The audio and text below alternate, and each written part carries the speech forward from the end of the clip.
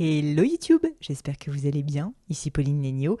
Alors pour ceux qui ne connaîtraient pas mon invité du jour, je vous préviens, il s'agit d'une star du monde de l'hôtellerie. Son nom ne vous dit peut-être pas grand-chose, mais c'est une personne à suivre. Il s'appelle Thomas Gauval et est manager, directeur de l'hôtel du Bürgenstock. Qu'est-ce que le Bürgenstock ? Eh bien tout simplement l'un des plus grands et des plus luxueux resorts au monde. Il est situé en Suisse où nous avons d'ailleurs pu faire cette interview et c'est un lieu absolument magnifique d'ailleurs que je vous invite vivement à visiter. Pourquoi est-ce que je peux vous le prouver que c'est un lieu magnifique ? Eh bien simplement parce qu'il a déjà été élu plus bel hôtel de luxe du monde. Donc c'est pas rien. Qui était la personne à la tête de l'hôtel à ce moment-là ? Thomas Gauval. Pourtant, Thomas est quelqu'un d'encore très jeune, il a moins de 40 ans. C'est une personnalité qui a tellement d'exigences, qui aime tellement le travail bien fait, qui est tellement impliqué dans ce qu'il fait, qu'il a gravi les échelons de manière fulgurante. Et pourtant, rien ne l'y prédestinait. Il ne venait pas du secteur de l'hôtellerie-restauration, il n'avait pas forcément beaucoup de moyens, sa famille était très humble. Et pourtant, le sens du service, le goût du luxe, le fait de vouloir faire plaisir sont des moteurs tellement forts chez lui qu'il a réussi vraiment à se hisser au sommet. Cet épisode est pépite parce qu'il va vous livrer énormément de conseils sur l'art du service, mais aussi sur l'implication profonde nécessaire pour réussir. Mais je ne vous en dis pas plus et laisse place à ma conversation avec Thomas Gauval.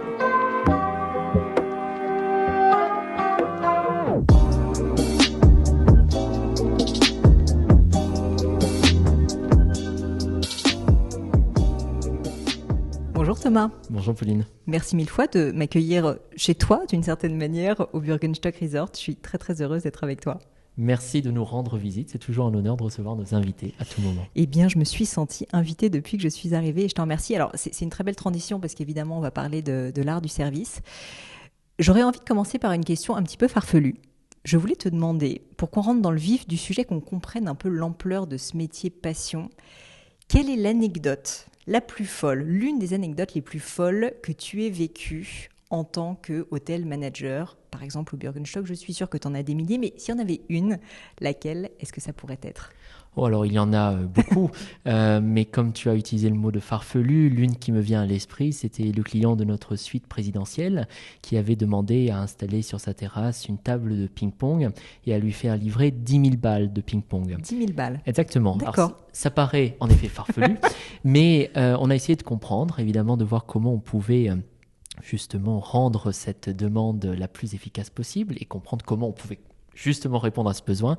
Et en fait... Je me permets de t'interrompre, en combien de temps typiquement est-ce que vous devez trouver 10 000 balles pour cette personne ? Alors dans ces cas-là, c'est toujours pour hier. D'accord. C'est-à-dire le plus rapidement possible. Le client finalement a souhaité en fait avoir le plus de confort possible lorsqu'il jouait, ne pas ramasser les balles. C'était la raison pour ce nombre de balles particulièrement important. Et il nous a demandé en plus de cela, et ça rend l'anecdote encore plus farfelue, mais de lui apporter un aspirateur pour justement que les balles puissent être ramassées par quelqu'un de son équipe dans un coin de la terrasse. Et donc là, comme on a dû l'organiser de manière très rapide, et j'ai oublié de le dire, en nocturne, nous l'avons fait avec un aspirateur de jardin, en lui demandant bien sûr de respecter le calme des autres invités. Mais voilà une anecdote farfelue et réelle. Quelle folie, quelle folie. Et alors, c'est drôle parce qu'on discutait un peu en amont du sens du service de ton métier et j'aurais aimé en parler un petit peu. Tu m'as dit qu'en fait, justement, le service, c'est finalement... ça, le luxe ultime, beaucoup plus que, on va dire, les apparats, beaucoup plus que l'argenterie, les dorures, etc. Quelle serait pour toi, Thomas, une définition du luxe ? Alors, il y en a évidemment plusieurs. Celle que j'aime décrire, c'est faire vivre des émotions à des personnes, à des invités, en étant sincère, unique dans son service et en portant une attention particulière à tous les détails possibles. C'est comme ça que je décris le luxe. Et comme tu l'as très bien dit, le luxe est souvent intangible. On aime souvent parler d'émotion du luxe. Et donc derrière ce côté qui paraît pourtant parfois tangible du luxe, c'est en fait un aspect intangible qui est beaucoup plus présent. Et c'est ce qui est beaucoup plus difficile à atteindre. Mais c'est ce que nos clients, nos invités recherchent. Et c'est ce que nous recherchons également. C'est ce qui rend le luxe tellement plaisant à mettre en œuvre. Je suis obligée de te poser la question parce que si je reviens en arrière au sujet de cette anecdote qui est farfelue, rigolote, au final, devoir gérer ce genre de personnalité, d'un point de vue, on va dire, intellectuel, ne doit pas toujours être facile. Tu dois te dire, mais finalement, pourquoi est-ce qu'il a besoin d'avoir 10 000 balles? J'ai autre chose à faire que de le gérer. Je ne sais pas combien de chambres, de restaurants à gérer. Et pourtant, on se connaît un petit peu. Tu le fais toujours, on le sent, avec sincérité. C'est le mot que tu as utilisé. J'ai pas de question particulière, mais je trouve qu'il y a un paradoxe d'une certaine manière entre des demandes farfelues qui parfois pourraient paraître illégitimes et en même temps cette sincérité que tu arrives à garder et j'imagine qu'il est nécessaire dans le secteur. Oui, le luxe, peut-être pour compléter cette définition et répondre à cette question, c'est aussi justement être presque accessible à n'importe quel moment.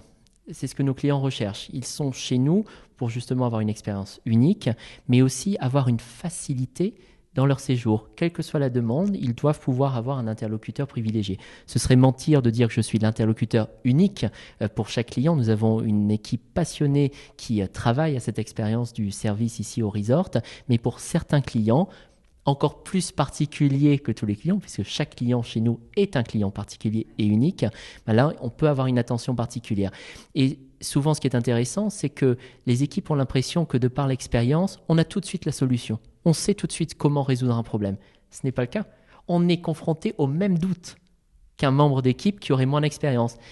L'expérience va permettre par contre certainement de garder la tête froide, d'être calme, peut-être de réfléchir plus rapidement à plus d'options.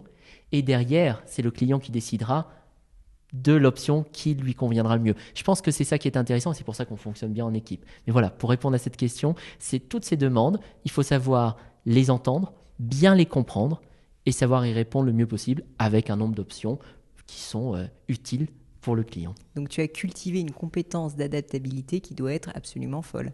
C'est vrai que l'adaptabilité est en effet une qualité qu'il faut avoir, qu'il faut travailler, comme tu l'as dit, et ça vient avec l'expérience, puisque plus l'on est confronté à des expériences, plus on est en capacité d'y répondre rapidement. Le temps est toujours important dans le service, puisque, comme on le sait, et ça ne concerne pas que l'hôtellerie, faire attendre notre invité, faire attendre le client, c'est ce qu'on évite. On essaie d'être le plus réactif possible. Et ça vient évidemment avec le temps, puisque derrière, comme je le disais, les solutions viennent plus rapidement une fois qu'on en a emmagasiné beaucoup plus au sein de sa carrière. Mais c'est vrai que c'est intéressant parce que j'aurais eu, tu vois, une image d'Épinal qui est que finalement certaines personnes ont un talent pour s'adapter, réussir à être créatif, avoir des idées. Et finalement, ce que tu dis, c'est qu'il y a peut-être un petit peu de ça, mais il y a aussi vraiment un travail. Et pour te connaître un petit peu, je sais qu'il y a beaucoup de travail pour réussir justement à improviser, quoi, d'une certaine manière, en toutes circonstances. C'est exactement ça, puisque on sait souvent, en théorie, à quoi va ressembler une journée ou à quoi va ressembler une arrivée d'un client. Mais derrière, des facteurs externes ou internes, puisqu'on travaille avec l'humain, que ce soit côté client ou côté équipe, on en reparlera peut-être après, mais l'humain est justement imprévisible. On peut être parfois d'une humeur différente de la veille, ce qui, à nouveau, n'est pas une excuse. On devrait toujours et on doit toujours être disponible pour le client. Mais ces facteurs humains, on revient à cette intangibilité, font que même un aspect météorologique qui va être contrariant pour un client va le mettre dans une humeur différente et donc dans une sensibilité différente. Et c'est là où il faut essayer justement de travailler sur cette consistance du service à tout moment. Et donc en effet, ça se travaille et c'est ce qui permet après d'être flexible, de s'adapter et de répondre presque à toute situation en offrant toujours une solution ou une alternative. Je voulais te poser la question que j'ai posée à Estelle Touzet, qui était directrice de la sommellerie du Ritz au moment où je l'ai interviewée sur le podcast, très bon épisode d'ailleurs, tout à fait, oui. qui justement m'expliquait qu'il n'y a pas de journée standard. Je voulais quand même te poser la question parce que je l'aurais dit en introduction, mais en fait ce resort est immense. Et la particularité de ce resort que tu gères, c'est en fait son volume et le volume des activités, la pluridisciplinarité. Enfin, entre les restaurants, le golf, les 2 spas, les hôtels, ça paraît sincèrement juste fou. Et pourtant, tu prends le temps d'être avec moi aujourd'hui, je te remercie. Et à quoi ressemble une journée? C'est-à-dire, déjà peut-être aussi concrètement, à quelle heure est-ce que tu te lèves le matin? Est-ce que tu prends un petit déjeuner ou pas? Est-ce que tu as le temps? Enfin, j'aimerais comprendre pour qu'on se réalise aussi le travail qu'il y a derrière. C'est important qu'on le comprenne, je pense. Alors c'est vrai qu'il y a beaucoup de travail, ça tu l'as dit, et ça c'est très sincère également. Même si la passion fait que le travail n'apparaît pas comme du travail. C'est une activité qui est plaisante. Et ça, c'est important de le dire parce que d'un point de vue mental et d'un point de vue fatigue mentale, ça joue un rôle évidemment important. Toutes ces situations, ce sont des situations motivantes qui nous apportent de l'énergie, même si elles nous demandent beaucoup d'énergie, mais ça nous en apporte en même temps, avec beaucoup de satisfaction. Et ça, c'est important. D'un point de vue très concret, comment commence une journée? Déjà, j'aurais tendance à dire que tout dépend quand s'est terminée la précédente.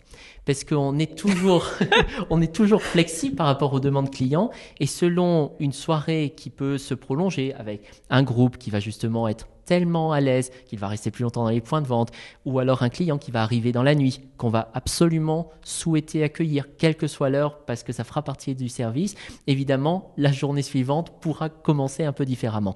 Mais sinon, souvent, ce qui me concerne, j'aime me lever relativement tôt, entre 6h et 6h30, puisque le matin, me concernant, c'est une période relativement calme qui permet d'être très productive, qui permet également d'avoir une revue financière et aussi en termes de qualité de service sur la veille, puisqu'on a toujours une clôture la nuit qui permet ensuite le lendemain d'analyser les performances de la veille. Ensuite, une réunion de direction en ce qui nous concerne à 8h30, relativement tôt pour justement être aussi le moins interrompu. On n'est jamais interrompu par les clients, mais on peut être interrompu par les opérations. Et donc le fait de le faire tôt nous permet d'en discuter avec tous les chefs de département de la manière la plus sereine possible. Et puis ensuite commence la journée théorique telle qu'on l'a prévue, mais comme tu peux l'imaginer, Pauline, tous les jours, des imprévus arrivent et donc on sait toujours, comme j'aime le dire, quand elle commence, jamais quand elle se termine. Donc on est dans un métier où il ne faut pas vouloir avoir un planning bien établi, si j'ai bien compris. C'est vrai que ça aide et j'en profite pour aussi dire qu'il faut être extrêmement bien entouré d'un point de vue privé. Je suis très très reconnaissant de ma fiancée, de ma famille proche, qui justement me soutiennent là-dedans. Et c'est très important d'avoir cette confiance et ce soutien, puisque ce sont eux également qui jouent le rôle de moteur et qui permettent de justement avoir l'esprit entièrement consacré à nos clients, à nos équipes sur place. Et ensuite, une fois que l'on rejoint le cadre privé, là aussi, de pouvoir déconnecter. Mais c'est important d'avoir cette confiance, d'avoir ce suivi. Ça joue aussi un rôle énorme. Tu parlais de plaisir, je crois qu'on peut parler carrément de passion à ce stade, puisqu'en fait c'est un métier qui est ta vie. Oui. C'est le cas pour beaucoup de métiers d'une certaine manière, mais là c'est à un niveau qui est tout autre.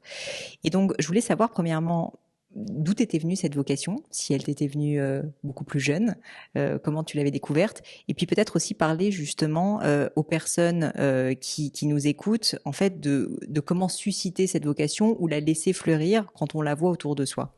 Alors, en ce qui me concerne, je suis donc fils d'une mère enseignante, professeur d'allemand, d'un père qui était dans le tourisme. Peut-être que si l'on rejoint ces deux aspects, ça fait penser justement à l'hôtellerie, avec une clientèle internationale où les langues jouent un rôle primordial. Le tourisme, c'est évidemment aussi un secteur d'accueil, où l'on accueille souvent des étrangers ou des personnes et d'autres, ou des visiteurs d'autres départements dans sa propre ville ou dans sa propre région. Voilà pour la partie familiale. J'aimais beaucoup, quand j'étais petit, servir les amis de mes parents qui venaient dîner à la maison. Donc ça, c'était un jeu pour moi. Et je pense que quand tu parles de vocation, il faut le voir comme un jeu. Même si évidemment, on travaille, on agit dans des milieux hautement professionnels, extrêmement luxueux, il faut le voir comme un jeu et comme un plaisir. On en reviendra, mais cette notion de plaisir est en effet vitale. Et derrière, Thierry Marx, il y a quelque temps, disait qu'il fallait, pour l'hôtellerie et la restauration, offrir aux jeunes plus qu'un travail, mais un véritable projet de vie. J'aimais beaucoup ces mots-là, puisque derrière, le travail a une dimension finalement très matérielle. On travaille pour gagner de l'argent, pour vivre. Alors que finalement, parfois on peut vivre pour le travail. Et en ce sens, c'est là où la vocation naît, et c'est là où il y a ce projet de vie qui vient. Encore faut-il être bien entouré, avoir la confiance des professeurs, avoir aussi peut-être les voies artisanales ou professionnelles qui puissent être encore davantage valorisées, et après, avoir cette passion qui va permettre finalement de rendre tous les aspects, si on est honnête, qui sont assez dévalorisants de ces métiers, des horaires impossibles, une rémunération plus faible que d'autres milieux, mais finalement, quand on oublie ces aspects matériels et que la passion est là, eh bien, c'est justement ce qui rend cette vocation passionnante. Tu constates, toi qui es à la tête d'une équipe de combien de personnes aujourd'hui ? Alors en haute saison, ça peut aller jusqu'à plus de 800 collaborateurs. 800 collaborateurs. Non mais je n'imagine même pas. Je n'imagine même pas. Et je te faisais la remarque avant qu'on commence l'interview que je trouvais justement que le service au Birkenstock était absolument exceptionnel et je sentais en fait vraiment une sophistication et une certaine élégance en fait, sincèrement, du service qui fait on se sent écouté. En tout cas, je n'ai jamais été encore cliente de l'hôtel, mais de la partie restauration. Et donc, je voulais te poser évidemment beaucoup de questions sur l'équipe, parce qu'être à la tête d'une équipe de 800 personnes ça paraît complètement fou. Et pourtant, tu arrives malgré tout à prendre le temps d'accueillir un client, de faire cette interview avec moi, d'être de temps en temps avec ta fiancée, je peux quand même l'imaginer. Parle-moi de la constitution de l'équipe, ou plutôt dans ton cas, de la manière dont l'équipe est organisée autour de toi et de concrètement ton rôle de manager, si tu le veux bien, auprès de toutes ces personnes. Alors c'est une question passionnante puisque finalement avec un nombre de collaborateurs aussi important, il faut à la fois savoir les connaître malgré tout et en même temps savoir déléguer. Et je pense que c'est quelque chose en termes de leadership et en termes d'apprentissage puisque c'est infini où il faut savoir toujours trouver la bonne manière entre faire confiance et quand même contrôler et savoir ce qui se passe dans le resort. Et je me permets de t'interrompre, faire confiance dans un milieu, celui du luxe, où il est difficile de laisser place à l'erreur. C'est ça, et c'est ce qui est aussi à la fois passionnant et en même temps très difficile. Comment donner cette confiance surtout aux plus jeunes qui acquièrent encore de l'expérience et en même temps s'assurer que le service va être impeccable.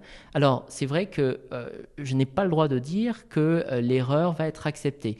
Et en même temps, si elle est bien accompagnée, il faut justement trouver le moment où on laisse cette liberté, mais on est très proche des équipes pour tout de suite s'assurer. Si on sent que ça part dans une direction qui n'est pas celle qui est souhaitée, qu'on va savoir reprendre la bonne direction et que le client ne se rende compte de rien.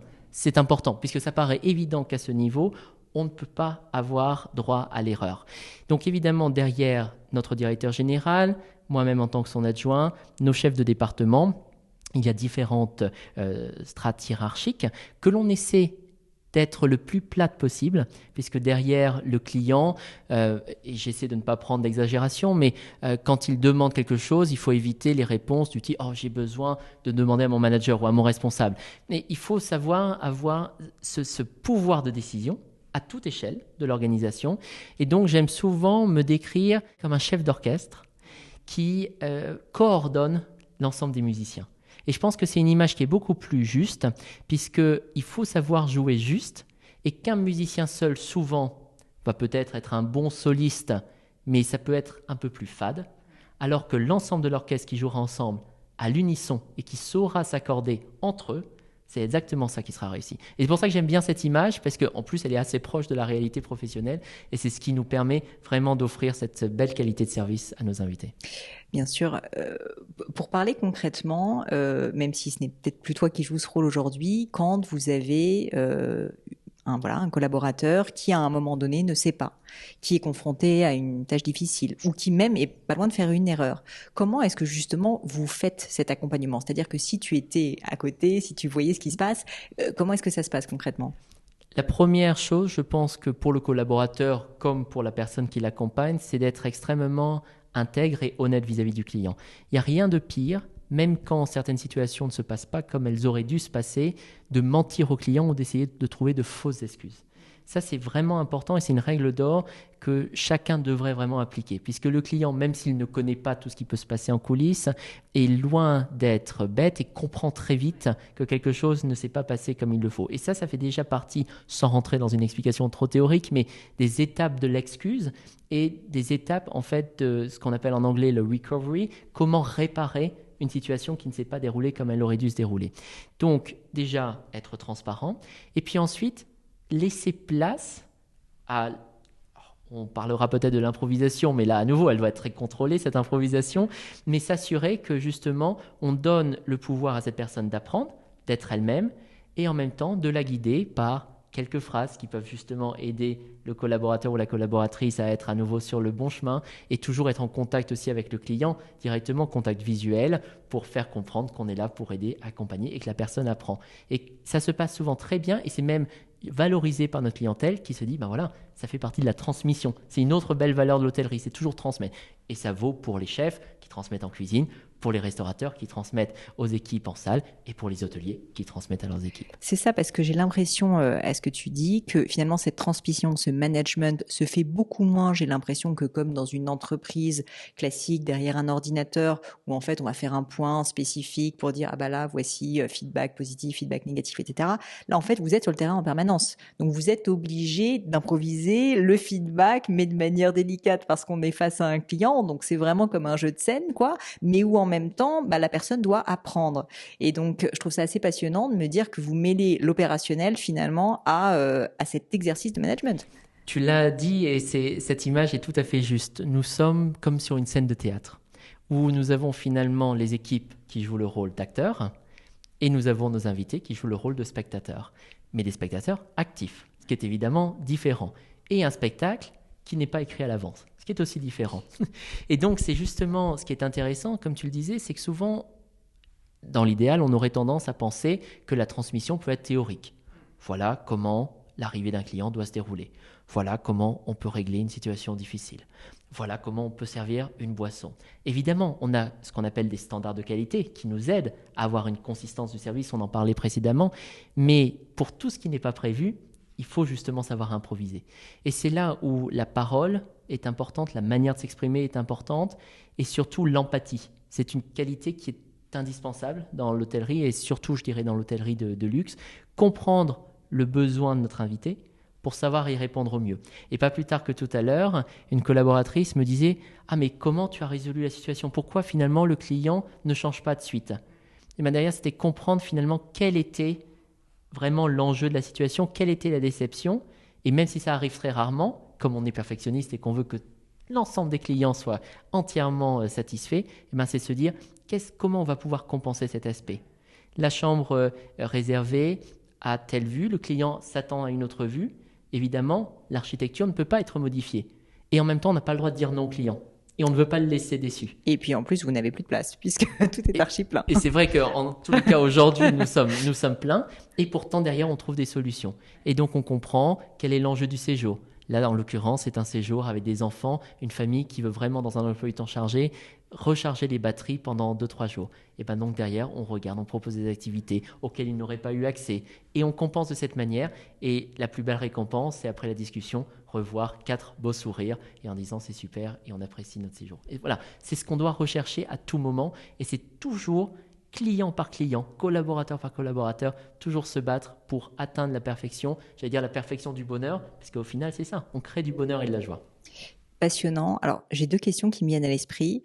La première, on en a parlé aussi un petit peu en off, c'est cette histoire de paradoxe du service que tu viens de citer finalement et qui est folle d'un point de vue entrepreneurial, c'est de se dire que finalement quand quelqu'un a un problème, si on l'aide à le résoudre, il devient ton meilleur ambassadeur. Est-ce que tu aurais un exemple, tu viens de le citer, mais peut-être un autre exemple encore plus parlant d'une occurrence justement de ce paradoxe du service et est-ce que c'est vraiment quelque chose que tu constates ? Oui, tout à fait. Ce n'est pas qu'un modèle théorique. Il existe d'un point de vue théorique, c'est pour ça que c'est intéressant de l'analyser. Il y a eu plusieurs études qui ont été réalisées là-dessus, mais on s'en rend compte également sur le terrain. Il y a un exemple qui me vient à l'esprit, une situation où l'hôtel était plein, une catégorie, suite à une erreur de système, avait été surbookée, surréservée, et donc le client qui avait réservé une suite familiale avait finalement été relogé dans 2 chambres communicantes, qui en plus en termes d'espace étaient plus généreuses, mais ce n'était pas le produit qu'il avait réservé. Et le client, qui avait été assez bruyant, m'avait dit « je veux avoir exactement ce que j'ai réservé ». Et ce que l'on n'avait plus. Donc ce client, évidemment, il faut trouver une solution. Finalement, on a trouvé une autre suite que l'on a pu rendre communicante avec une autre chambre, avec une autre vue, mais qui lui convenait complètement. Et il y a eu un lien entre l'invité et moi-même. Et ce lien a été tellement fort qu'ensuite, pour toutes ces réservations, il m'a contacté. Il a même souhaité ensuite réserver ce qu'on lui avait offert en option, donc ce dont il n'avait pas eu connaissance à la base, puisqu'il avait réservé autre chose. Et depuis, il revient, je dirais, tous les 3-4 mois. Et je suis persuadé, convaincu, que ce qui avait été fait avec l'équipe pour justement résoudre le problème a été vraiment prépondérant dans son choix de faire confiance à l'hôtel, de faire confiance aux équipes et de revenir parce qu'il a justement cette personne de contact qu'il n'aurait pas eu s'il n'y avait pas eu de problème. Et donc, c'est un paradoxe.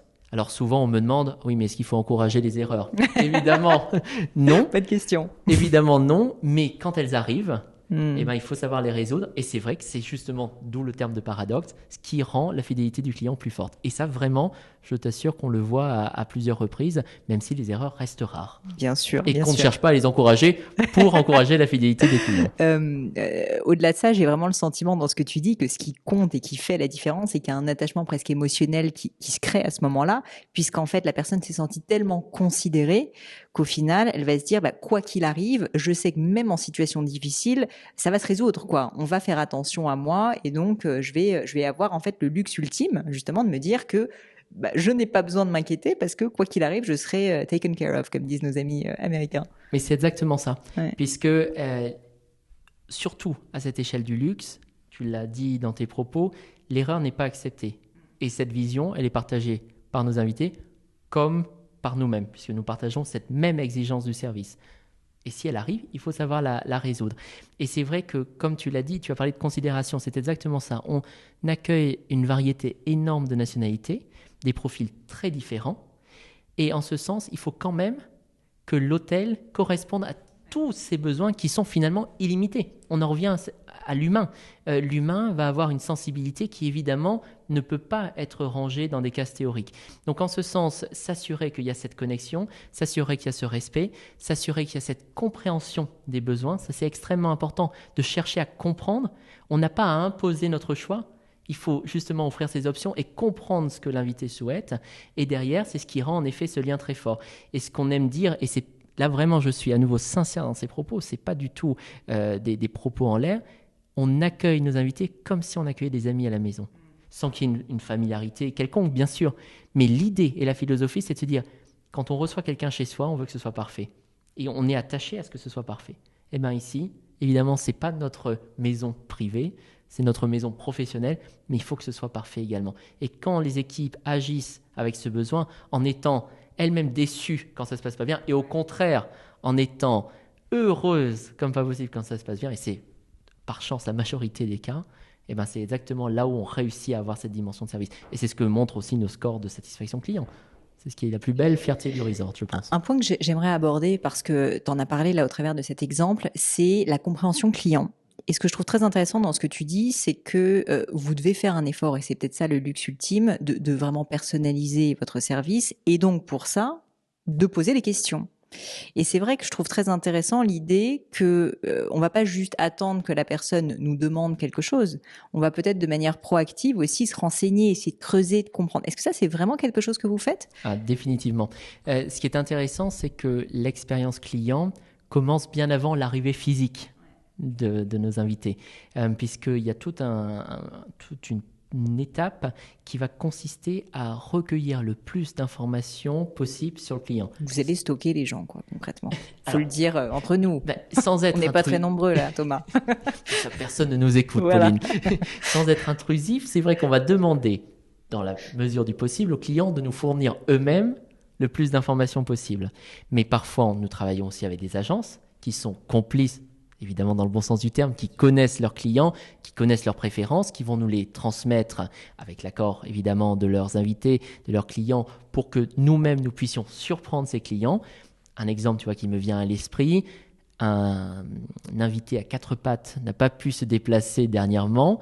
Évidemment, l'agence nous a appelés en disant qu'il manquait terriblement à la famille.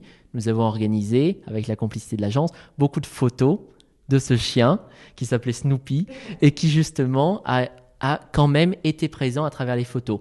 Les clients sont entrés dans la chambre, les larmes aux yeux. Et ça, c'est formidable parce que créer cette émotion, elle est sincère. Pour nous, c'est évidemment plaisant puisque c'est justement comme on personnalise. Et derrière, on sait que ça touche. Et en fait, il faut savoir toucher les clients. Donc ça, c'est toute cette première partie, en effet. Ensuite, il y a toute une reconnaissance, je dirais, du client. Notre but, c'est que quand le client arrive, même pour la première fois, il ne nous connaît pas, on ne le connaît pas, on va le reconnaître et s'adresser à lui ou à elle avec le nom. Ça, c'est important. Et finalement, j'aime souvent prendre ça comme exemple pour les équipes. Ça paraît simpliste, mais en même temps, c'est très vrai. Dans un commerce de proximité, quand tu rentres dans une boulangerie, une boucherie, qu'on t'appelle par ton nom, derrière, tu te sens beaucoup plus valorisé par rapport à d'autres clients qui peut-être sont simplement salués avec un madame ou monsieur. Et voilà, ça c'est ce que l'on cherche également, que chaque client se sente unique chez nous et que finalement il ait l'impression qu'on n'attende que lui. Et ensuite, après le séjour, c'est toujours important, et tu le disais, sur l'aspect proactif du service. Évidemment, pendant le séjour, toujours poser des questions ouvertes du type « Qu'est-ce que je peux encore faire pour vous, Madame Legnaud ? Quelle serait votre préférence pour ce soir ? Quels sont vos projets pour la journée ?» Et engager ce type de conversation avec les questions ouvertes vont nous permettre de recueillir des préférences, implicites bien sûr, Et ensuite, à la fin du séjour, demander qu'est-ce qu'on aurait pu encore faire de mieux pour votre prochain séjour. Et là, on allie l'invitation à revenir avec encore une personnalisation plus forte. Et ça, c'est passionnant. Je pense qu'il y a tellement de ponts à créer entre d'autres secteurs d'activité qui n'ont rien à voir, qui ne sont même pas forcément dans le monde du luxe, mais on sait maintenant que le client, quand même, évidemment, est au cœur de toutes les problématiques d'une entreprise, d'une marque, et les métiers de l'hôtellerie. Et c'est pour ça que j'étais aussi heureuse de t'avoir sincèrement sur le podcast, parce qu'on sent avec la passion qui t'anime comme d'habitude, à quel point tu parles bien de ces sujets. Je trouve ça vraiment très intéressant, et là je parle à notre audience, de faire ces ponts justement entre le monde de l'hôtellerie, entre ce sens du service et ce qu'on pourrait avoir même pour une entreprise qui vend des bijoux, comme c'est mon cas, ou d'autres. Donc merci beaucoup déjà pour tous ces partages. Non, je t'en prie, et je rejoins totalement ce que tu viens de dire, et sans être trop long, mais c'est vrai que finalement les écoles hôtelières telles qu'on les imaginait il y a encore un certain temps sont maintenant considérées plus comme des écoles du service et de l'accueil. Et ces deux notions, qui en anglais en fait se retrouvent sous le terme d'hospitality, finalement sont recherchées à l'heure actuelle vraiment de manière très forte par, comme tu le disais, un nombre considérable de domaines d'activité, même jusqu'au milieu bancaire, puisque à nouveau, on est sur une relation clientèle. Et c'est ça, et de confiance aussi. Et on retrouve ces valeurs. Donc, en effet, et la bijouterie en est un bel exemple également, tout à fait, où nous avons énormément de ponts. Ça, alors, avant qu'on parle de ton parcours, parce que le temps passe et je veux évidemment en parler, j'ai une dernière question quand même sur ton métier, qui est ce que j'appelle dans mon petit jargon le contrôle qualité. Oui. C'est-à-dire, en fait, l'exigence. Et oui. une fois de plus, on va pas se répéter, le Bürgenstock est l'un des a été élu, je crois, dans le top 10 des plus beaux resorts au monde, des plus beaux hôtels. Oui, nous avons la chance, même en restant très humble, mais d'avoir même été numéro 1 voilà, de plusieurs classements donc premier, dans le donc monde. Ça vous situe, mesdames et messieurs, où on est. Mais tout ça pour dire que donc l'exigence, c'est évidemment une très grande nécessité. La perfection, comme tu disais. Comment est-ce que, à ton niveau, ou les personnes qui sont formées dans ton équipe, puisqu'en fait, il faut savoir déléguer justement ce contrôle qualité, est-ce que c'est un travail de tous les instants? C'est peut-être ça ma question. C'est-à-dire que concrètement, tu passes dans une salle de restaurant en permanence, en fait, tu vois les choses et tu dois former les personnes. Comment, en fait, se traduit ce niveau d'exigence dans ton travail au quotidien et peut-être dans la délégation que tu fais au travers de tes équipes? Alors, en effet, c'est à nouveau une très bonne question. À la fois, ce serait bien trop arrogant et irréaliste de se dire qu'on y arrive tout seul. L'hôtellerie, le luxe, l'exigence, comme tu le disais, c'est un travail d'équipe. Mais évidemment, ce qui est le défi de chacun, de chaque perfectionniste, c'est comment transmettre ce même niveau d'exigence à ses équipes, alors qu'on ne peut pas toujours être présent, ni présent sur place, ni présent au même moment à plusieurs endroits. Et ce qu'il faut, c'est justement avoir une formation qui est très importante, avoir une présence sur le terrain qui est aussi très forte, puisque plus soi-même on est présent sur le terrain, plus on voit, plus on sent, plus on peut former également. Ça, c'est un rôle important dans notre métier. Et essayer de gérer par l'exemple. C'est-à-dire que lorsqu'on communique avec le client, derrière, sans rien dire, mais les équipes s'imprègnent déjà de la communication, de la manière même dont on résout un souci, de la manière dont on accueille, la manière dont on se réjouit de quelque chose. Et ensuite, on parlait de consistance, mais c'est ça, c'est avoir ce niveau d'exigence à tout moment, quel que soit le niveau de fatigue, quelle que soit l'occupation de l'hôtel. C'est-à-dire que l'hôtel, si j'exagère, qu'il y ait une chambre d'occupée ou qu'il y en ait une centaine, la qualité de service et le niveau d'exigence doivent être exactement identiques. Et c'est là où il faut justement travailler sur cette personnalisation et travailler avec les équipes, où quelqu'un disait, alors c'était en 3 mots, c'est pour ça que je me permets de le dire en anglais, « do your job ». Qu'est-ce que la personne voulait dire par là? C'était si chacun a une vision claire de sa mission et de son rôle, et justement fait son travail, évidemment, aller au-delà de ses missions, c'est toujours souhaité, mais déjà, ne serait-ce que bien répondre à son rôle. On en revient aux musiciens, finalement, savoir exactement quelle note jouer, avec quel tempo et à quel moment, déjà, ça permet de régler une bonne dose d'inquiétude qui pourrait arriver en cas de manque de coordination. Donc je pense que c'est ça, pour résumer ma réponse, être présent beaucoup sur le terrain, être très proche de ses équipes, savoir les écouter, savoir comprendre éventuellement s'il y a des processus à mettre en place différemment, et aussi être à l'écoute des clients, puisque ce sont eux qui nous donnent évidemment leur retour, et ce sont grâce à ces invités que l'on arrive à travailler et à devenir encore meilleur qu'on ne l'est à l'heure actuelle. Et puis j'ai l'impression aussi de ce que tu dis d'avoir une clarté dans la communication avec tes équipes, parce que pour que la personne arrive à do her or his job, il faut qu'il comprenne précisément quel est son job et là où il peut aller, là où il ne peut pas aller, là où il l'a mal fait. Et c'est exactement là où la confiance joue un rôle. Il faut avoir cette relation de confiance avec les équipes, c'est-à-dire que les équipes doivent se sentir à l'aise à tout moment de dire « je n'ai pas compris ce qu'on attend de moi ». J'ai besoin de clarification. Quelle est la vision? Qu'est-ce qu'on cherche à atteindre? Et souvent, par manque d'expérience ou par peur de vexer, les équipes ne vont pas le demander. Et à nouveau, la responsabilité ne vient pas des équipes, elle vient des leaders. C'est à nous, en tant que leaders, d'être au service des équipes et de s'assurer qu'elles comprennent exactement la mission et que l'on est tous ensemble, sur le même bateau, à naviguer dans la même direction. Mais il faut que l'équipage aille dans la même direction. C'est uniquement de cette manière-là qu'on arrive à ces résultats. Sinon, on perd du temps, on perd de l'énergie, on s'agace, on s'énerve, le client le sent et c'est évidemment ce qu'on souhaite éviter à tout moment. Bon Thomas, on va passer maintenant à des questions plus personnelles si tu me l'autorises. Je voulais qu'on revienne un petit peu en arrière et que tu me parles de ton enfance. Donc tu m'as parlé rapidement de ta famille.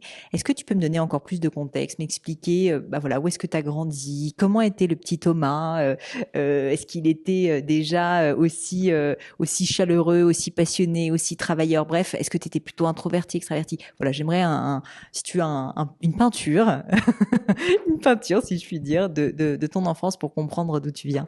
En étant relativement pudique, mais en sachant que personne ne nous écoute, Pauline, je vais essayer de rentrer un peu dans cette intimité. Plus sérieusement, je pense que déjà depuis petit, j'ai eu la chance d'être entouré de parents et d'une famille aimante. Ça, c'est important et on parlait de la confiance. Et lorsque déjà petit, j'ai exprimé le souhait assez jeune, et c'est certainement une chance, il faut être honnête, d'évoluer dans ces métiers de la restauration et de l'hôtellerie, sans forcément savoir exactement à quel niveau, dans quelle direction. Je pense que beaucoup de parents, beaucoup de familles auraient pu dire « Écoute, non, ça c'est pas un domaine pour toi, tu vaux bien plus ». Et là, au contraire, mes parents ont essayé de comprendre ce qui me plaisait dedans. Et ce qui me plaisait, c'était le contact avec les autres. Ça, c'était assez clair, alors que j'étais fils unique. Mais j'ai été éduqué d'une telle manière que les autres sont toujours passés avant moi, malgré le fait d'être fils unique. Et finalement, avec le recul, je pense que c'est aussi ce qui m'a donné ces valeurs d'empathie, de toujours penser aux autres avant de penser à soi-même. Ça, c'est certainement une dimension très forte qui m'a été inculquée. La générosité aussi, et pourtant venant d'une famille modeste, mais la générosité faisait partie des valeurs de la famille, en fait toujours partie. À nouveau, en faisant le parallèle, l'hôtellerie, c'est s'offrir aux autres.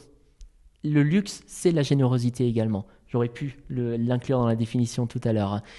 Donc ça, c'est quelque chose évidemment qui a été là. Et je pense que, et on en reparlera aussi, lorsque j'ai pu commencer mes études, alors que je n'avais pas le financement, ni du côté de mes parents, ni du côté des banques, qui m'ont fait relativement peu confiance, à l'exception d'une banque et d'un conseiller, en qui je suis très reconnaissant, bien sûr, qui a cru en moi. Lorsque j'étais accepté pour commencer mes études, je n'ai pas pu cliquer sur le bouton « Oui, je peux commencer ». J'étais accepté, mais je ne pouvais pas le financer. Et c'est là où il a fallu se battre. J'ai eu la chance à nouveau avec mes parents, avec ce conseiller, avec aussi beaucoup de persévérance, ça, c'est une autre valeur, voilà, d'y arriver. Donc, pour reprendre cette jeunesse, elle a été baignée en effet de beaucoup d'amour, beaucoup de confiance, beaucoup d'accompagnement, qui a justement permis d'avoir une confiance en soi de plus en plus grande, alors que j'étais certainement plutôt considéré comme timide et réservé, petit. Et quand j'ai quitté la maison à 17 ans pour aller à l'étranger, beaucoup étaient surpris en disant « jamais on aurait cru que ce serait le cas ». Et alors, qu'est-ce que tu es parti faire à 17 ans ? La première chose, c'était pour moi indispensable d'améliorer mes langues, puisque j'avais vécu en France toute ma jeunesse, ce qui n'est pas le cas de tout le monde. De plus en plus, certaines familles, et c'est une chance pour les enfants, les parents travaillent et les enfants accompagnent à l'international, apprennent à découvrir différentes cultures, apprennent évidemment à parler différentes langues, ce qui n'était pas mon cas. Donc le premier choix était de partir en Angleterre, prendre des cours d'anglais, des cours de langue, ensuite le coupler à une expérience professionnelle, faire la même chose, une autre partie de cette année de césure après mon baccalauréat en Allemagne, où là j'ai pu avoir la chance d'être accueilli dans un très bel établissement de luxe également, et où j'ai pu découvrir vraiment 7 ou 8 départements en 6 mois, donc une très très belle exposition à toutes ces facettes de l'hôtellerie, avant d'étudier. Donc ça c'était vraiment, après le baccalauréat, à 17 ans et demi exactement, la possibilité d'avoir déjà un bagage solide pour rentrer dans ce milieu qui, à l'heure actuelle, ça reste encore plus le cas, requiert d'avoir une connaissance multiple de certaines langues. Des langues. Et qui t'a permis aussi de tester ta vocation, mine de rien, Tout de à savoir si c'était vraiment quelque chose qui était fait pour toi. Tu as tout à fait raison, et c'est quelque chose à nouveau que je ne peux que conseiller. Avoir la chance de tester, comme tu le dis, et souvent, c'est peut-être aussi lié parfois avec la peur de l'échec, selon des cultures. Je pense que la culture française, même si ça évolue, voit l'échec comme un échec au premier sens du terme. D'autres cultures, comme la culture américaine, le voient plutôt comme une chance.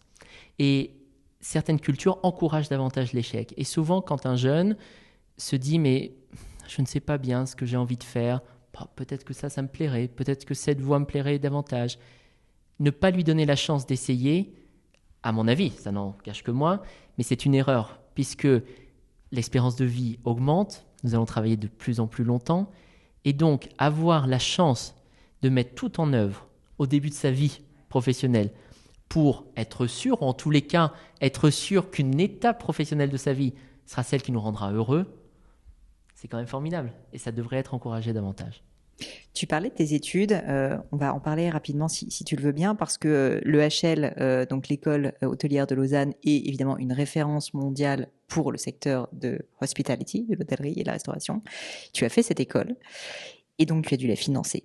Avant peut-être de parler de l'EHL, j'aimerais revenir sur cette notion de financement, si tu l'accèdes, parce que je trouve ça extrêmement puissant de se dire que tu as été jusqu'au bout des choses pour accomplir ton rêve, quoi, tout simplement, alors même que tu n'avais pas forcément les cartes en main pour y arriver. Et qu'en fait, tu étais d'une certaine manière inarrêtable.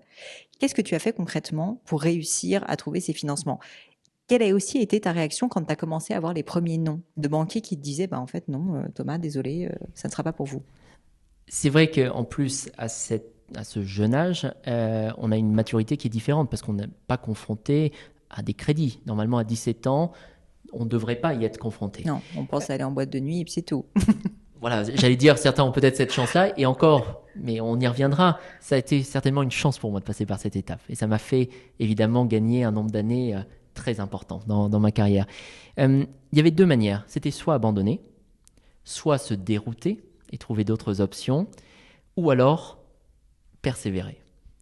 Et étant persévérant, c'est évidemment l'option que j'ai choisie. Mais à nouveau, je suis très reconnaissant d'avoir été accompagné dans le noyau familial, comme par cette banque, pour justement vraiment accrocher ce prêt qui a été négocié à l'échelle nationale par le conseiller, puisque c'était pour un étudiant, surtout en France, une somme très importante qui se rapprochait plus d'un crédit immobilier qu'un crédit d'études. Et c'est vrai que c'est certainement ce qui m'a aussi fait beaucoup mûrir, c'était le fait de se dire qu'il y aura une solution, quelle qu'elle soit, et que si ça passe pas par la porte, ça passera par la fenêtre. Et sinon, on trouvera une autre solution. Et cette persévérance, elle m'a toujours accompagné, elle m'accompagne encore. C'est certainement une des forces, hein, ce qui m'a aidé vraiment à me construire. Et ce que vraiment j'ai envie de partager, c'est qu'il faut croire en ses rêves et il faut les rendre possibles, quels que soient les obstacles qu'on rencontre. Et en ce sens, c'est vrai que ce financement, finalement, à force d'essayer dans des banques qui ne nous connaissaient pas, est tombé à nouveau sur des personnes certainement plus passionnées que d'autres, qui croient en un projet, et ben ça a fonctionné. Et évidemment, c'était qu'une partie du financement, sans rentrer dans beaucoup de détails, mais qui n'était pas suffisante. Je comptais beaucoup sur une bourse, que je n'ai pas obtenue non plus. Et malgré le fait de ne pas avoir obtenu la bourse, à cet âge, on a construit avec mes parents, avec le banquier, un plan de financement sur l'ensemble des études, plus sur les années qui les ont évidemment poursuivies, puisque ce remboursement de prêt a commencé pendant les études, ce qui était une condition sine qua non pour obtenir le prêt. Et derrière, dès 3 jours après la rentrée, j'ai commencé à travailler en extra à Lausanne. Et en ce sens, ça m'a fait gagner évidemment beaucoup de temps d'expérience professionnelle. J'ai très vite géré mes propres équipes. Et c'est pour ça que je disais qu'avec le recul, si je n'étais pas passé par ces difficultés, qui font mal, qui sont douloureuses, ben, je n'aurais pas eu cette même attitude, je n'aurais pas eu ce même respect vis-à-vis des équipes, je n'aurais pas eu ces mêmes valeurs de persévérance, de combat professionnel. Et en ce sens, ça a été une chance de passer par ces difficultés. Écoute, tu es très sage de le dire comme ça. Je pense que c'est le cas avec le recul, évidemment. Sur le coup, ça devait être plus difficile. Mais c'est vrai que quand on y pense, tu es quand même très jeune pour être au poste où tu es aujourd'hui, et je peux imaginer qu'en réalité tout ce que tu as vécu, et notamment ce travail en extra que tu faisais en parallèle de HL, qui pourtant est une école très exigeante si je me trompe pas, a dû faire que déjà tu t'es endurci, et que c'est aussi une des raisons pour lesquelles tu prends le temps de faire une interview avec moi par exemple, alors que tu as beaucoup d'autres choses à gérer, mais aussi c'est probablement ça qui a fait que tu as gagné beaucoup plus d'expérience, un avantage compétitif d'une certaine manière par rapport à tous tes autres camarades de l'EHL. Oui, et en fait, ce que j'aime dire, c'est que ce n'a jamais été une compétition avec les autres. Ça a toujours été une compétition avec moi-même. Ça a été toujours l'idée de se dire comment gagner du temps sans brûler les étapes pour s'assurer, comme finalement un projet, si on prend l'image d'une maison, d'avoir les briques nécessaires qui viennent s'ajouter les unes sur les autres et qui permettent d'avoir cette propre solidité. Et j'en parle souvent avec des collaborateurs et des collaboratrices qui me parlent d'un âge à partir duquel on peut atteindre ses responsabilités. Et très sincèrement, j'aimerais dire et partager que, à mon avis, l'âge ne joue pas un rôle dans le choix qui devrait être de faire confiance à telle ou telle personne. C'est tout le bagage qui a été accumulé qui devrait être vraiment évalué. Une personne qui va avoir un âge plus avancé, mais une expérience professionnelle moins variée, va certainement apporter moins, peut-être qu'une personne qui aura eu la chance d'avoir une expérience très variée. On en parlait, que ce soit d'un point de vue linguistique, que ce soit d'un point de vue culturel, que ce soit d'un point de vue professionnel. Et quelqu'un, un ami de promo, me disait finalement pour toi, le HL a duré 8 ans. 4 ans la journée, 4 ans la nuit. Et sans exagérer, c'est vrai que c'était une manière de trouver le temps d'allier de l'aspect matériel, de financement, d'autofinancement des études, mais en même temps qui m'a permis de gagner en leadership, en expérience. Et évidemment, j'ai mis le même accent sur les études. C'était évidemment essentiel de réussir à tout point de vue et d'apprendre pour gagner du temps professionnellement. Je suis quand même obligée de te poser la question de la vie personnelle. On en a un petit peu parlé en début d'épisode, mais c'est vrai quand on te visualise en train de travailler, devenir major de promo pour le HL, en parallèle de ça, mener de front une activité professionnelle pendant toute la nuit, on se dit mais à quel moment dort-il? Et pourtant, tu m'as dit en off que tu étais plutôt un gros dormeur, en tout cas que tu appréciais le sommeil. J'adore dormir parce que c'est mon seul moyen de récupérer et d'être vraiment, d'accumuler cette énergie pour les journées ou pour la journée qui s'annonce. Donc en ce sens, c'est ce que j'aime bien. J'ai la chance de dormir très profondément et de récupérer rapidement. Mais c'est vrai que comme certains sportifs, peut-être certains hommes politiques, certains hommes d'affaires, il faut toujours écouter son corps. Je pense que c'est important et donc écouter aussi ses limites. C'est-à-dire que le jour où on se sent complètement épuisé, il faut aussi savoir s'arrêter et savoir justement récupérer au bon endroit. Et d'un point de vue privé, on l'a évoqué un peu plus tôt, être la chance d'être aussi entouré de personnes extrêmement aimantes. Sans ce soutien, ce serait impossible. Et c'est pour ça que cette réussite, je dis toujours, elle n'est pas individuelle. Elle est liée d'un point de vue professionnel aux équipes et d'un point de vue familial et privé à toutes les personnes qui nous encadrent et qui nous, en anglais on dirait support. On ne sait pas le terme français de supporter, même si parfois j'ai l'impression qu'elles supportent aussi notre flexibilité, mais c'est vraiment ce soutien. Le fait qu'elles nous soutiennent aussi de manière aussi constante, c'est important. Mais il ne faut jamais oublier que justement nos clients, on les adore, mais évidemment nos vrais premiers VIP, ce sont aussi ceux que l'on aime et ceux qui nous entourent. Pour revenir sur le sujet de la physiologie, beaucoup de travail, fatigue évidemment. Et je voulais en fait savoir si dans un métier comme le tien, tu peux justement faire des pauses. C'est-à-dire que tenir une journée de 6h30 du matin jusqu'à 3h du matin, c'est pas la même chose que faire, tu vois, un 9h, 17h, qui est le cas de beaucoup de monde. Quelles sont peut-être tes astuces, tes techniques, est-ce qu'il y en a, à part la passion, pour réussir à tenir le coup pendant des journées qui sont aussi longues et puis surtout qui s'enchaînent, puisque je peux imaginer qu'en plus tu fais assez peu de pauses, je veux dire, au niveau des jours que tu prends. Alors, il faut être honnête, évidemment, ce rythme-là, alors il est de manière générale relativement important. À l'extrême, ça reste sur vraiment des pics ou à l'exception. Mais il faut à nouveau, on le disait, s'écouter et écouter son corps. Et c'est-à-dire que souvent, on essaie d'être là quand les clients le sont. C'est-à-dire que pendant des jours fériés, pendant des fins de semaine, c'est là où la présence est importante parce que c'est là où l'activité est la plus importante. Et donc, à l'inverse, les journées plus calmes à l'hôtel sont celles qui devraient théoriquement être aussi celles où justement pour nous elles le sont davantage et donc où on est à l'extérieur du resort. Je pense que ce qui est important, c'est d'essayer de se donner au maximum et s'engager autant professionnellement quand on est à l'hôtel, mais autant personnellement quand on est à la maison, en famille ou dans le cadre privé. Puisque le fait de se donner au maximum pour ceux que l'on sert d'un point de vue professionnel ou ceux que l'on aime d'un point de vue privé, c'est aussi, selon moi, ce qui aide à trouver la bonne balance. Mais toujours se donner à fond. Et c'est de se dire, au travail, je suis entièrement dirigé sur le travail, sur nos invités. Par contre, à la maison, sauf en cas d'urgence, on reste toujours accessible. Mais sinon, on se donne également à fond pour la famille. Le problème parfois d'être à fond, je sais parce que je le suis, c'est que parfois on perd un peu de recul émotionnel face à des difficultés, des imprévus, et pourtant tu en vis beaucoup. Je voulais savoir si tu es quelqu'un qui te met la pression et si tu as des astuces, des petites choses que tu arrives à mettre en place pour justement réussir à ne pas prendre les choses trop personnellement ou mal quand ça se passe pas comme tu le souhaiterais. C'est une autre question passionnante. Je pense que la première chose, le sommeil, est une arme vraiment nécessaire. Je me rends compte que, et je pense ne pas être le seul, un manque de sommeil va nous rendre plus irritables, va nous rendre plus impatients. Et on s'en rend compte soi-même tout de suite sur des situations à régler ou même sur des retours de clients ou de collaborateurs. Je pense que le sommeil, un sommeil profond, réparateur, va aider à rester calme et à garder la tête froide. Un état de fatigue plus avancé, à nouveau, va nous rendre plus irritables. Donc je pense que le sommeil est une première arme. La deuxième arme, c'est d'essayer, je ne dis pas que c'est évident, mais d'essayer de rester, et c'est lié avec la première réponse, mais d'essayer de rester le plus calme et le plus consistant possible.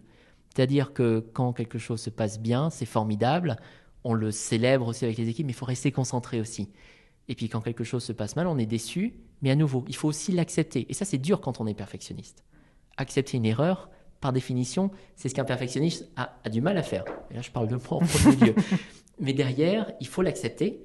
Et justement, ce travail d'acceptation et comprendre que finalement, c'est un outil presque pour devenir encore meilleur, c'est ce qui aide à rebondir. Donc, je pense que déjà, ces deux aspects-là sont les deux aspects principaux. Et sinon, à nouveau, je réitère ce que je disais auparavant, mais s'écouter. C'est-à-dire qu'un soir, ou même si à une heure relativement peu avancée de la soirée, si on se sent fatigué, accepter aussi de rentrer, d'aller se coucher et de déconnecter. Parce que c'est aussi ça la responsabilité. Et c'est aussi, je pense, le montrer aux équipes. Alors certaines équipes, évidemment, ont moins de flexibilité en termes d'horaire, parce qu'elles doivent être présentes jusqu'à une certaine heure. En ce qui nous concerne, on est évidemment plus libre d'organiser notre temps comme on le souhaite.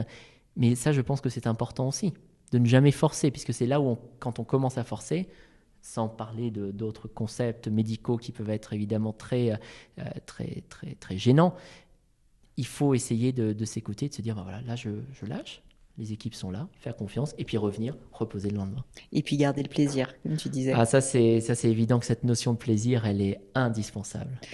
Thomas, on arrive à la fin de cette interview et je vais te faire passer mon crible, évidemment. Donc, les questions que je pose toujours à la fin du podcast. La première, c'est est-ce que tu as vécu dans ta vie, ça paraît difficile de penser que c'est le cas, mais je te laisse me répondre, un grand échec? Et surtout, en fait, j'aimerais que tu me parles des enseignements que tu en as tirés.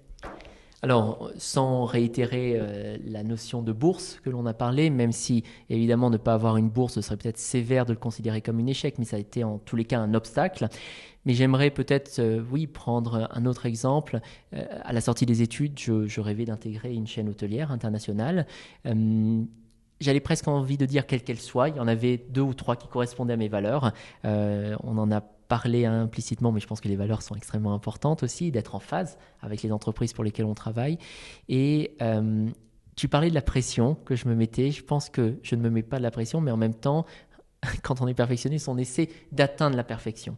Et là, certainement que cette atteinte de la perfection a été un peu trop haute dans le cadre d'un premier ce qu'on appelait Assessment Center. Je m'excuse auprès de notre audience pour l'anglicisme, mais qui était un centre d'examination qui permettait ensuite, depuis un millier de candidatures, d'avoir uniquement 15 élus pour atteindre, d'un point de vue européen, ce programme de formation pour jeunes diplômés. Et lorsque j'ai essayé sur cette première chaîne hôtelière qui m'attirait de le faire, ce centre d'examination s'est mal déroulé. J'ai perdu mes moyens. Dans certaines de mes réponses, j'ai été très ému par certaines réponses que je donnais, puisque je vis tout ce que j'explique et ce que je partage. Et en fait, je me suis rendu compte, certainement à cause de trop de fatigue, en essayant d'analyser la situation, que c'était véritablement là un échec, puisque je n'ai pas pu atteindre les phases suivantes de sélection.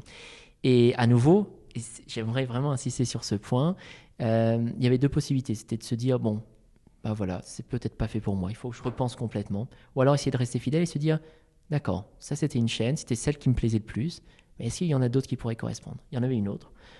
Et finalement, cette autre chaîne avait un processus de sélection relativement similaire. Et en fait, je me suis rendu compte à nouveau que ce premier échec avait été un entraînement pour moi. Et que peut-être comme un sportif, je m'étais rendu compte que je n'avais pas été suffisamment bien préparé. Je ne m'étais pas suffisamment bien préparé. Et donc j'ai travaillé sur cet échec. Je me suis préparé d'un point de vue encore plus sérieux, plus approfondi. Et là, ça a fonctionné. J'ai pu atteindre les phases finales de sélection, j'ai pu être retenu. Et donc j'ai commencé ma carrière au sein de cette chaîne internationale. J'étais très heureux. Bien, et surtout c'était extrêmement mérité, de ce que je peux comprendre. Non, mais c'est vrai que cette idée d'échec et surtout des enseignements qu'on en tire, j'adore poser cette question parce qu'en fait, à chaque fois que j'ai un invité de podcast, on apprend nous-mêmes en tant qu'auditeurs quelque chose de différent et en fait, on néglige, je trouve, le pouvoir de l'échec comme étant un pouvoir d'entraînement, en fait, tout simplement. Et donc, ce que tu dis me parle beaucoup de ce point de vue-là. S'il y avait quelque chose qui était à refaire dans ta vie personnelle, professionnelle, qu'est-ce que tu souhaiterais refaire différemment?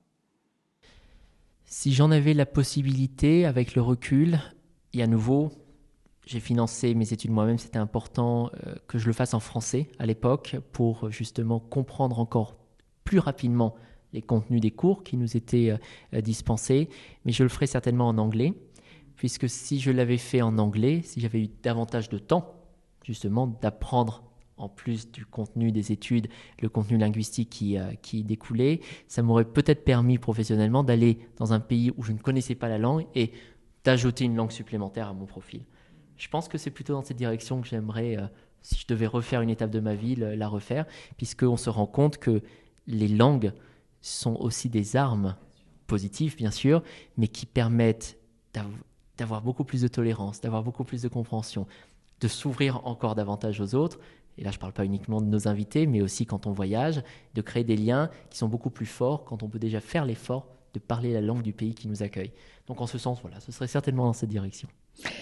Est-ce qu'il y a une maxime, une citation, des mots de sagesse qui te parlent particulièrement et que tu pourrais partager avec nous? Alors, il y en a, oui, plusieurs qui m'accompagnent. Tu as cité tout à l'heure un mot que j'aime beaucoup, c'est le mot de plaisir.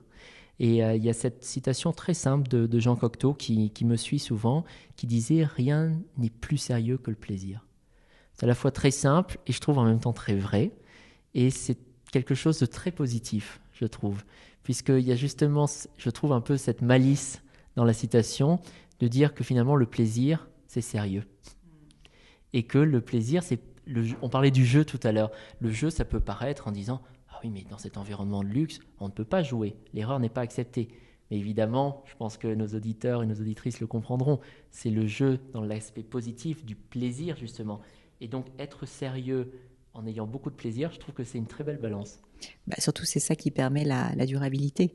Oui, c'est vrai. Et c'est quelque chose, en effet, qui permet, quand tu disais tout à l'heure, quel est peut-être un conseil pour tenir malgré la fatigue physique, justement, considérer le travail comme un plaisir, ça permet presque de travailler en illimité.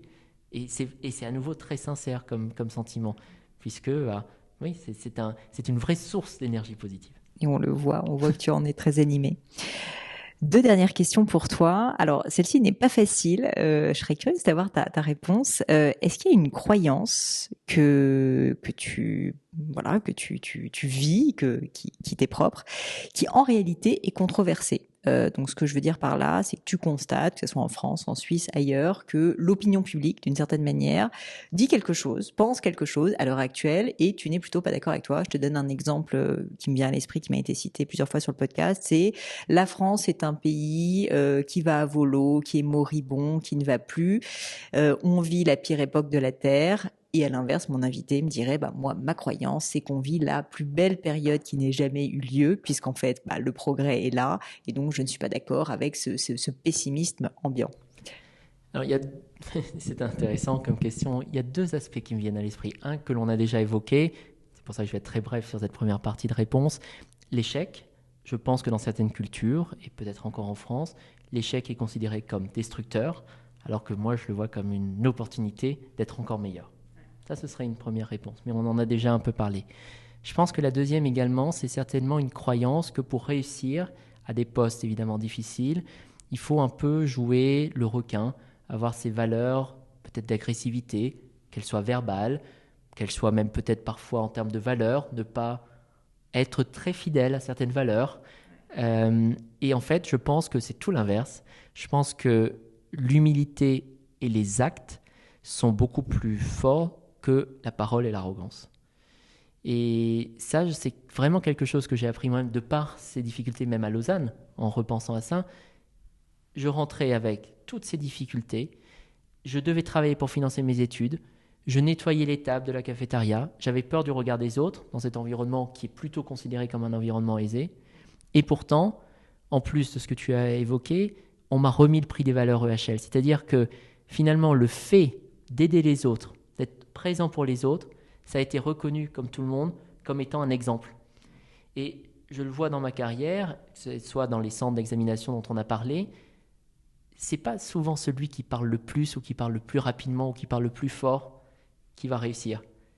Et ce qui avait été, je me souviens, c'était un retour d'expérience, il y avait des exercices de groupe, parfois observer, ne pas dire beaucoup, écouter, comprendre les dynamiques positives ou négatives au sein d'un groupe, et ensuite essayer d'intervenir en imposant son point de vue, mais en ayant déjà fait une synthèse pendant que les autres parlaient, c'est souvent ce qui va être mis en avant. Et je dois dire que c'est pour l'instant ce qui m'a réussi dans ma carrière. Donc oui, je pense que ce que j'aimerais partager. Écoute, c'est une très belle croyance et j'espère qu'elle est vraie puisque je la partage et que je pense que bon nombre de nos auditeurs aussi. Je sais qu'il y a un paquet de introvertis, on va dire, qui aiment plus justement rester, on va dire, sur le banc de touche parfois que d'être voilà, dans le feu de l'action. Mais en fait, il y a aussi une valeur parfois à être l'observateur. Et je pense qu'en effet, c'est ça. Et comme tu le disais, souvent être considéré comme timide ou introverti, ça peut être aussi vite perçu comme péjoratif. Alors évidemment, il faut jamais être dans un extrême ou l'autre, mais justement, essayer d'en faire une force à nouveau. Et on en revient peut-être un peu sur cette discussion de l'échec, se dire, tiens, peut-être une difficulté ou quelque chose où on a moins l'impression d'être doté d'un talent, en faire une force et trouver les aspects de cette qualité finalement qui sont les plus importants et qui peuvent être le plus mis en avant. C'est certainement quelque chose qu'on peut essayer, qui vaut le coup d'être essayé parce que ça fonctionne. C'est sûr. Dernière question pour toi. Est-ce qu'il y a un livre ou des livres qui t'ont particulièrement marqué et quand je pose cette question, en fait, c'est pas simplement un livre qui t'a plu, un des derniers livres que tu as pu lire, mais vraiment un ouvrage qui t'aurait tellement profondément marqué, qui t'a finalement peut-être fait changer d'avis, qui t'a fait un peu aussi découvrir qui tu étais. Il y en a deux, si tu me permets, c'est presque une réponse suisse. C'est vrai. mais qui m'ont vraiment inspiré. Le premier, on me l'avait offert, c'est le livre qui s'appelle Invitation au leadership authentique de Jean-Philippe Mijon. Et sans dévoiler tout le livre, c'est un livre qui est très simple à lire et c'est pas du tout péjoratif quand je dis simple, au contraire, qui est très abordable. Peut-être et là je vais me permettre de reciter une critique du livre que je trouvais résumait très bien le livre. C'était aider à déployer une vocation plutôt qu'une ambition personnelle, servir ses équipes plutôt que de s'en servir, et se transformer soi-même plutôt que de s'imposer aux autres. À nouveau, j'ai retrouvé cette critique et je pense que j'aurais pas pu mieux le résumer. C'est pour ça que je me permets de la citer parce que c'est vraiment ce que ce livre apprend. Et la question sur la croyance est exactement en ligne avec ça. C'est se dire, mais finalement, quand on est soi-même, quand on est authentique, c'est là où on est le plus fort. Et la compétition, elle est avec soi-même, elle n'est pas forcément avec les autres. Donc ça, c'est vraiment ce livre qui m'a plu. Et un livre peut-être un peu plus léger, mais tout aussi important, on en a parlé également, c'est La parole est d'un sport de combat de Bertrand Perrier, qui explique à quel point, j'aimerais beaucoup le rencontrer d'ailleurs, je ne sais pas s'il nous écoute, mais parce que je trouve que c'est passionnant. Tu sais que je l'ai interviewé sur le podcast. Je sais, c'est pour ça qu'il sait, il sera certainement, je l'espère, encore fidèle. Je pourrais lui envoyer un petit message. Et c'est vrai que c'est un livre qui m'a beaucoup plu parce qu'il dit lui-même justement comment la parole peut être perçue comme une arme négative à la base, quand on en a peur, quand on a peur de l'apprendre. Et tu me parlais de la jeunesse, et c'est vrai que j'étais considéré certainement comme timide et un peu introverti, mais une fois qu'on s'en rend compte, c'est un jeu aussi. Et c'est un plaisir tellement immense. Et à nouveau, on en revient, tout est lié finalement dans cette discussion, mais on en revient en théâtre. Et résoudre une situation, c'est aussi en étant sincère, mais y mettre la forme, comprendre les mots justes à trouver, et parfois dans des langues étrangères, ce qui est évidemment un défi supplémentaire. Et je trouve que c'est très chouette, rien que dans le titre, ça donne déjà envie de lire, mais la parole est un sport de combat. C'est un très bel ouvrage que je recommande aussi.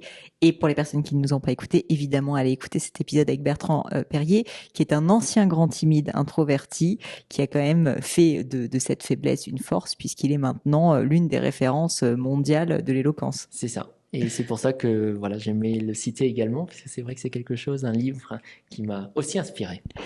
Je te remercie mille fois Thomas, c'était passionnant. Peut-être le fin mot de cette histoire, ça serait assez simplement de te demander où est-ce qu'on peut te retrouver. Alors évidemment en suivant le Bürgenstock sur tous les réseaux sociaux, je peux imaginer, en venant peut-être te voir aussi au Bürgenstock. Avec grand plaisir, même si j'aime à dire que ce ne sera heureusement pas moi qui suis mis en avant sur nos réseaux sociaux, mais nos équipes. Bien sûr. Parce que c'est toujours un travail d'équipe. Par contre, en effet, ne pas hésiter à me demander lors d'une visite au resort. Je suis souvent présent.